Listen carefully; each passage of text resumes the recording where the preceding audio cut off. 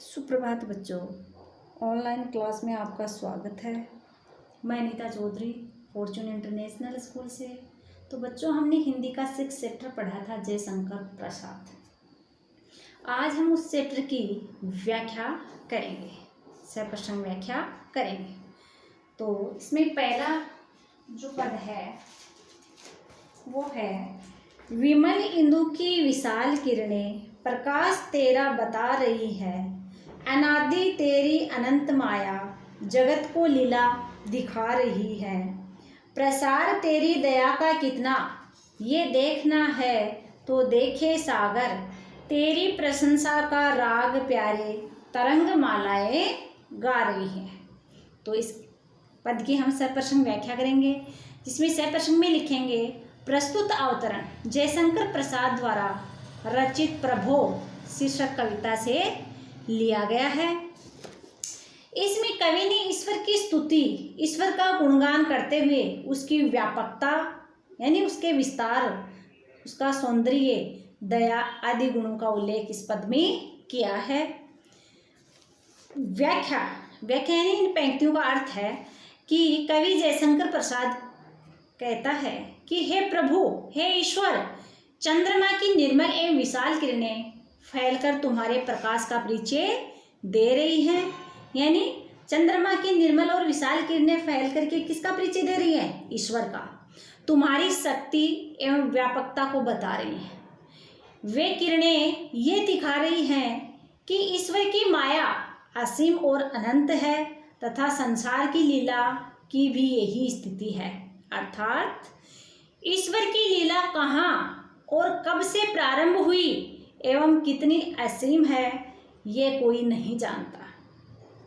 ईश्वर की दया, अब ये दिया हुआ ना नीचे, प्रसार तेरी दया का, इन पंक्तियों का है, ईश्वर की दया का फैलाव कितना विस्तृत है, ऐसा यदि देखना है तो समुद्र का विस्तार देखना चाहिए।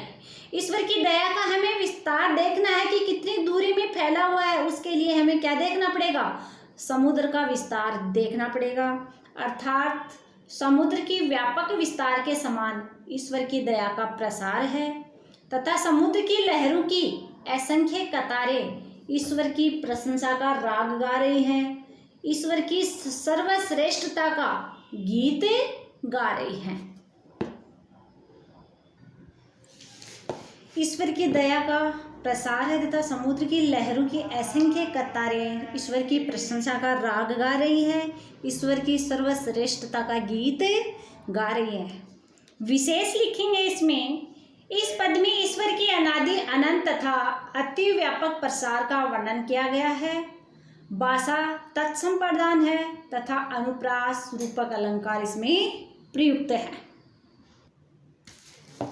दूसरा पद है, तुम्हारा स्मित हो जिसे निरखना वो देख सकता है चंद्रिका को, तुम्हारे हंसने की धुन में नदियाँ निनाद करती ही जा रही हैं। विशाल मंदिर की यामिनी में जिसे देखना हो दीपमाला, तो तारकागण की ज्योति उसका पता अनूठा बता रही है। तो इसका सप्रसंग लिखेंगे, कि प्रस्तुत अवतरण महाकवि जयशंकर प्रसाद द्वारा रचित प्रभो शीर्षक कविता से लिया गया है। इसमें कवि ने चांदनी यानी चांदनी रात, चांदनी एवं नदियों की कलकल ध्वनि आदि के माध्यम से ईश्वर की व्यापकता को देखने का संदेश दिया है।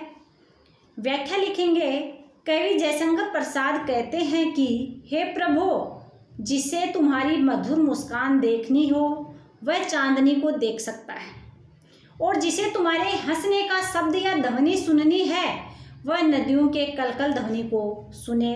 अर्थात चांदनी ईश्वर की मुस्कान जैसी है, तो नदियों की जो कलकल की आवाज़ है, ध्वनि है, उसकी हंसने की ध्वनि है।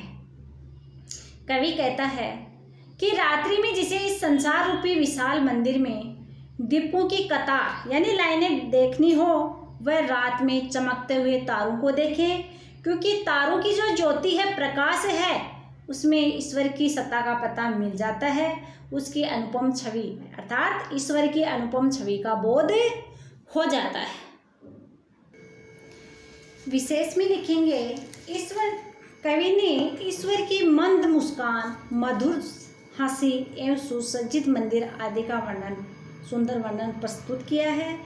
ईश्वर की सौंदर्यमयी सृष्टि एवं भव्य रूप की व्यंजना है, अनुप्रास रूपक अलंकार है तथा भाषा तत्सम प्रधान है। तीसरा पद है, प्रभु प्रेममय प्रकाश तुम हो, प्रकृति पद्मिनी के अंशु माली, असीम उपवन के तुम हो माली, धरा बराबर बता रही है, जो तेरी होवे दया दयानिधि, तो पूर्ण होता है मनोरथ, सभी ये कहते पुकार करके, यही तो आशा दिला रही। तो उसे प्रसंग लिखेंगे। ये अवतरण जयशंकर प्रसाद द्वारा रचित प्रभो शीर्षक कविता से लिया गया है। इसमें ईश्वर को समस्त सृष्टि का पालक, रक्षक और सभी के मनोरथों को पूर्ण करने वाला बताया गया है। व्याख्या लिखेंगे। कवि कहता है कि हे ईश्वर, इस समस्त प्रकृति रूपी कमलिनी को विकसित करने वाले, खिलाने वाले सूर्य तुम ही हो और तुम्हारा ही ये प्रेममय प्रकाश सब ओर फैल रहा है। तुम ही इस संसार रूपी उपवन के माली अर्थात पालक एवं रक्षक हो। यही बात ये धरती बराबर बता रही है। हे ईश्वर, यदि हम भक्तों पर तुम्हारी दया हो जाती है तो हे दया के भंडार प्रभु, हमारे सारे मनोरथ पूर्ण हो जाते हैं, पूरे हो जाते हैं। इस संसार के सभी लोग यही बात पुकार कर कहते हैं तथा इसी से मुझे अपने मनोरथ के पूर्ण होने की यानी कार्य पूर्ण होने की आशा हो रही है। अर्थात संसार में यही आस्था प्रचलित है कि मनुष्य के समस्त मनोरथ ईश्वर की कृपा दया से पूर्ण हो जाते हैं या समस्त मनोरथ ईश्वर की कृपा दया से पूर्ण होते हैं। विशेष लिखेंगे इसमें कि भक्ति भाव के साथ आशा का स्वर व्यक्त हुआ है, यानी ईश्वर की भक्ति भावना के साथ साथ आशा का स्वर इसमें पद में व्यक्त हुआ है। ईश्वर को समस्त सृष्टि का पालक, रक्षक, कर्ता बताकर उसकी महिमा का वर्णन किया गया है। भाषा तत्सम प्रधान है, रूपक एवं काव्यलिंग अलंकार इसमें प्रयुक्त हैं। तो बच्चों, हमारा जो ये 6 चैप्टर था, इसके ये 3 पद थे, इनकी सह प्रसंग व्याख्या हमने कर ली है। ये सह प्रसंग व्याख्या आपको अपनी फेयर नोटबुक में करनी भी है और इसको याद भी करना है। इसके जो प्रश्नोत्तर हैं वो आगे की वीडियो में भेजूंगी। धन्यवाद।